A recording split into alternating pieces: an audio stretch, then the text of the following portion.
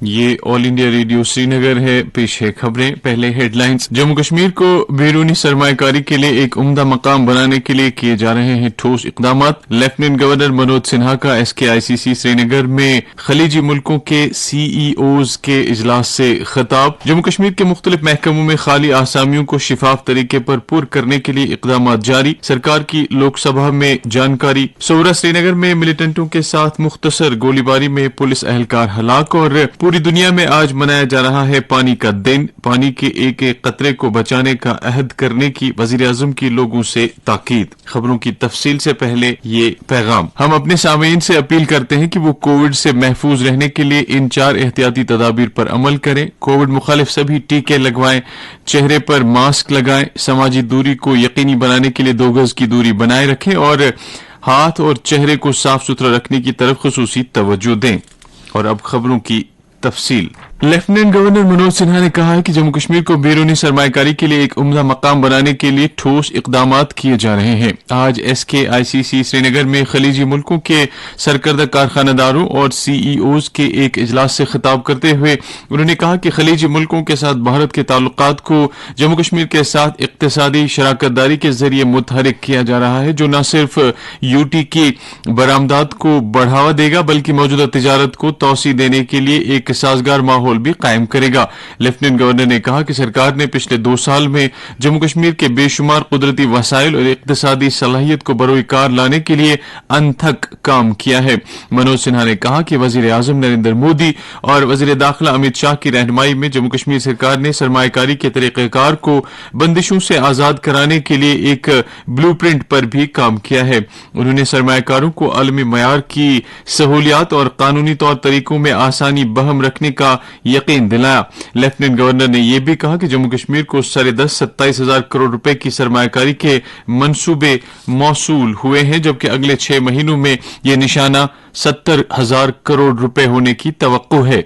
وشیش روپ سے اگر میں انویسٹمنٹ، انڈسٹری اور بزنس کی بات کروں تو ایک نئی industrial scheme government of India نے جموں کشمیر کے لیے بنائی، جس میں 28,200 کروڑ روپے کے انسینٹو کا پرستاؤ رکھا ہے۔ 1 سال پہلے تک جموں کشمیر میں کل آؤٹ سائڈ انویسٹمنٹ قریب 15,000 کروڑ کا ہوا تھا۔ آج کی ڈیٹ میں قریب 27,000 کروڑ کا انویسٹمنٹ پرپوزل ہم کلیئر کر چکے ہیں، ان کو لینڈ دے چکے ہیں، جو ہم امید کر رہے ہیں کہ آنے والے 6 مہینے میں اٹ ول کراس 70,000 کروڑ۔ اجلاس سے خلیجی ملک سے تعلق رکھنے والے ایک سرکردہ کارخانہ دار اور ڈیلیگیٹ نے اظہار خیال کرتے ہوئے کہا کہ خلیجی ملکوں کے کاروباری جموں کشمیر میں سرمایہ لگانے کے متمنی ہیں۔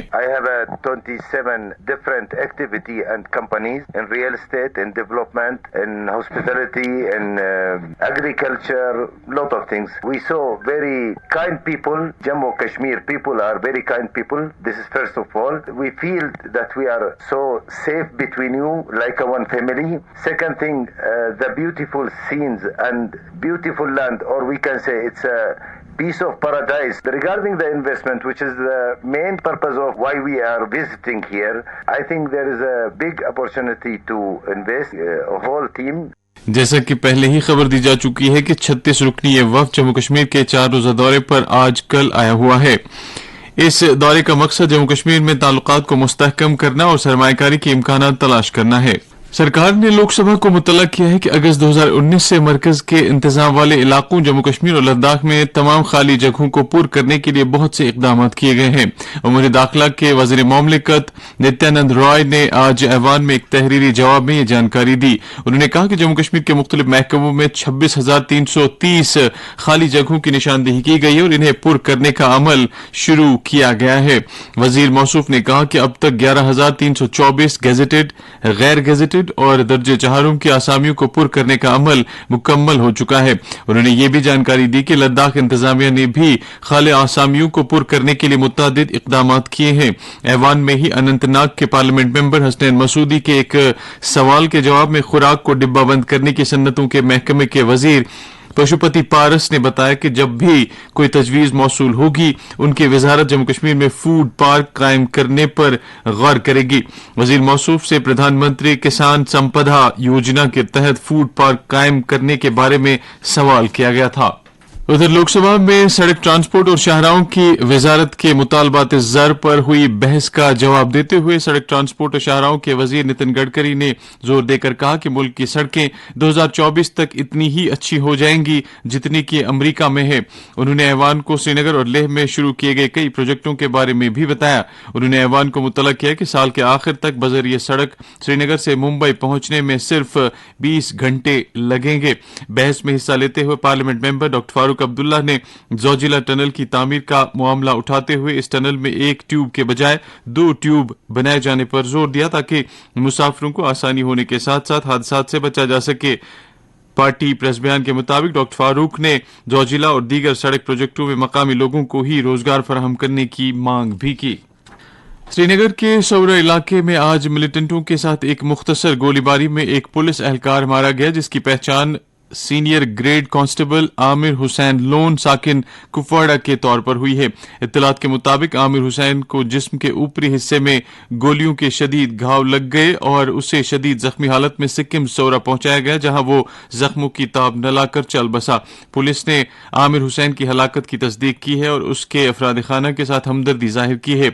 जरा के मुताबिक इस शूट आउट में एक मिलिटेंट भी जख्मी हुआ और शुबा है कि वो जाए वारदात से बचकर निकल गया है। इस वाक़े के फौरन बाद हमलावरों को पकड़ने के लिए पूरे इलाके को मुहासरे में लिया गया।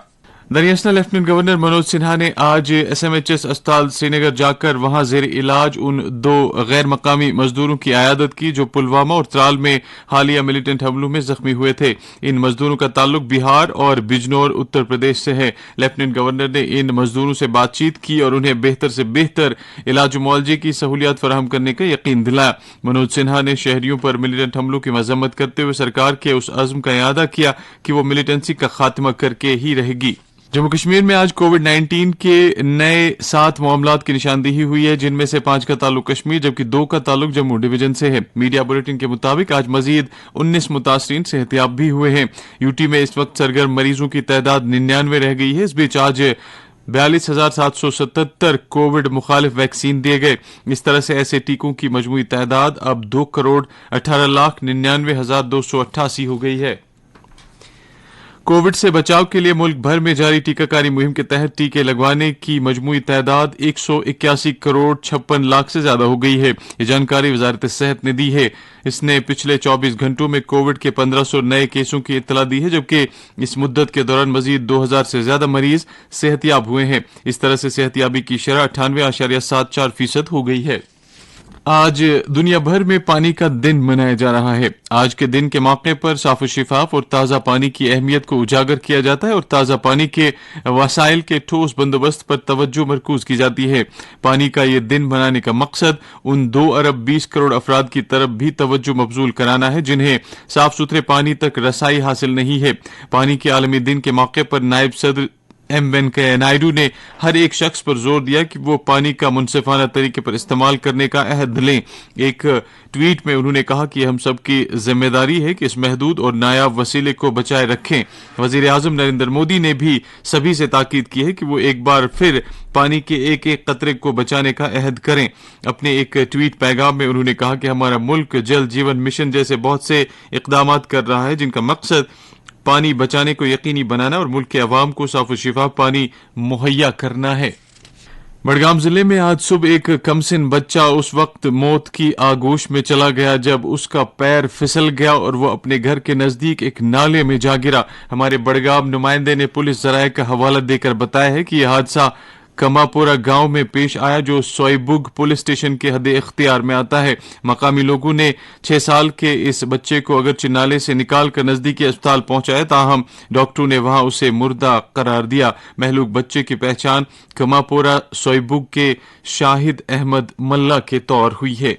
श्रीनगर लेह कौमी शाहरा ट्रैफिक के लिए बाज़ाब्ता तौर पर 25 मार्च से खोल दी जाएगी। इस बात की जानकारी सूबाई कमिश्नर कश्मीर PK पोले ने इस शाहरा को खोले जाने से मुत्तलिक डिविजनल कमिश्नर लद्दाख स्वागत बिस्वास के साथ एक मीटिंग की मुश्तरका सदारत करते हुए दी। मीटिंग में फैसला किया गया कि 25 मार्च को श्रीनगर से लेह के लिए गाड़ियां रवाना किए जाने के साथ ही ये कौमी शाहरा ट्रैफिक के लिए खोल दी जाएगी। मीटिंग में यह भी फैसला हुआ कि शाहरा पर फिलहाल एक तरफा ट्रैफिक चलेगा और श्रीनगर से लेह के लिए गाड़ियां ऑड डेज यानी ताक दिनों में चलेंगी, जबकि लेह से श्रीनगर के लिए ट्रैफिक जुफ्त दिनों में चला करेगा। अगले हफ्ते से जुमे के रोज गाड़ियों को चलने की इजाजत नहीं हुआ करेगी।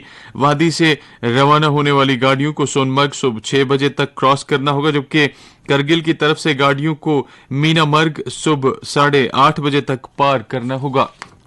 नौजवानों के अमूर और खेलों के मरकजी वजीर मुमलिकत निशित प्रमाणिक ने कहा है कि खेलों का बुनियादी ढांचा और खेलों का फरोग मुल्क में नई बुलंदियां हासिल कर रहा है। आज लोकसभा में एक सवाल का जवाब देते हुए उन्होंने यकीन दिलाया कि मरकज देही इलाकों में खेलों के फरोग के लिए हर मुमकिन मदद फराहम करेगा। इस मामले पर कई मेंबरान की दिलचस्पी का इजहार करने पर स्पीकर ओम बिरला ने कहा कि आइंदा हफ्ते ऐवान इस पर तफसीली तबादले ख्याल करेगा। वजीर मौसूफ ने मुतल्ला किया कि हुकूमत कौमी और बैन अक़वामी सतह के भारतीय खिलाड़ियों की बहबूद के लिए 200 स्कीमें चला रही है। इसराइल के वजीर आजम नफ्ताली बेनेट अगले महीने की 3 तारीख से 5 तारीख तक भारत का दौरा करेंगे। वो वजीर आजम नरेंद्र मोदी की दावत पर 3 रोजा दौरे पर आ रहे हैं। वजारत खारजा का कहना है कि वजीर आजम की हैसियत से नफ्ताली बेनेट पहली बार भारत का दौरा करेंगे। मौसम महकमे मौसमियात की इत्तला के मुताबिक अगले 24 घंटों के दौरान जम्मू कश्मीर में मौसम आमतौर पर खुश्क रहने का इम्कान है। श्रीनगर में आज दिन का ज्यादा से ज्यादा दर्जे हरारत 24.1 डिग्री सेल्सियस, जबकि कल रात का कम से कम दर्जे हरारत 6.9 डिग्री सेल्सियस रिकॉर्ड किया गया। जम्मू में आज दिन का ज्यादा से ज्यादा दर्जे हरारत 33 डिग्री और कल रात का कम से कम दर्जे हरारत 16.7 डिग्री सेल्सियस रिकॉर्ड किया गया। लेह में दिन का ज्यादा से ज्यादा दर्जे हरारत 14 डिग्री सेल्सियस, जबकि कल रात का कम से कम दर्जे हरारत 0 डिग्री सेल्सियस रिकॉर्ड किया गया। उधर करगिल में दिन का ज्यादा से ज्यादा दर्जे हरारत 14.6 डिग्री सेल्सियस, जबकि कल रात का कम से कम दर्जे हरारत -3.8 डिग्री सेल्सियस रिकॉर्ड किया गया। इसके साथ ही खबरों का ये बुलेटिन खत्म हुआ।